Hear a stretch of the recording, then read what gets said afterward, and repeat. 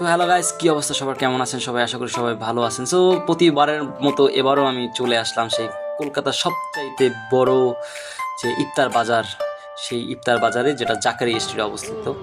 হ্যাঁ, এখানে দেখেন, এটার নাম হচ্ছে মহাব্বত কা শরবত। হ্যাঁ, তরমুজ, রুহাবজা আর বরফের সংমিশ্রণের আহ, এই যে শরবতটি বানানো হয়ে থাকে, খুব সুস্বাদু। আমিও খেয়েছিলাম আর কি। যাই হোক, হোয়াটএভার, এটা কলকাতার জাকারিয়া স্ট্রিটে অবস্থিত। এখানে হরেক রকমের আইটেমের খাবার পাওয়া যায়। হ্যাঁ, এটার নাম হচ্ছে হালুয়া। যাই হোক, প্রতিবারের নয়, আমি মিস দেইনি, এবারও আমি চলে এসেছিলাম যথারীতি। কারণ এটা একটা মানে অভ্যাস হয়ে গেছে প্রতি বছর আসা, এখানে আসবোই আর কি। না, এসে পারি না, মিস করতে পারি না।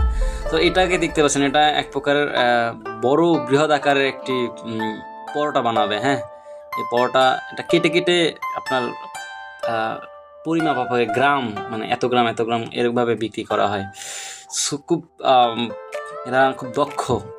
আশেপাশে কিন্তু অনেক মানুষ, কিন্তু দেখবেন এখানে যখন রাখবে এক ফোঁটা তেল এদিক সেদিক ছিটে ফোঁটা উঠবে না। এই যে দেখুন, খুব সুন্দরভাবে রেখে দিয়েছে। যাই হোক, এটা একটা, এই ইফতার বাজারে আলাদাই একটা আমেজ। যদিও প্রচণ্ড গরম, গরমের মধ্যে আমরা চলে এসেছিলাম, প্রায় 3টা 4টা বাজে, প্রচণ্ড গরম, কিন্তু সন্ধ্যার পরে এই জায়গাটা এতটাই প্রাণবন্ত, বিশেষ করে ঠিক ইফতারের ঠিক আগ মুহূর্তে এবং এবং কি নামাজ শেষ হওয়ার পরেও আর কি, ইফতারের পরেও, ইফতার এবং নামাজের শেষ হওয়ার পরেও, যেটা মাগরিব বলা হয় মনে হবে। হ্যাঁ, মাগরিবের নামাজের পরেও জায়গাটা খুব প্রাণবন্ত হয়ে ওঠে। হ্যাঁ, এটা এখান থেকে বড় বাজার খুব কাছাকাছি। আর জায়গাটার নাম হচ্ছে জাকারিয়া স্ট্রিট।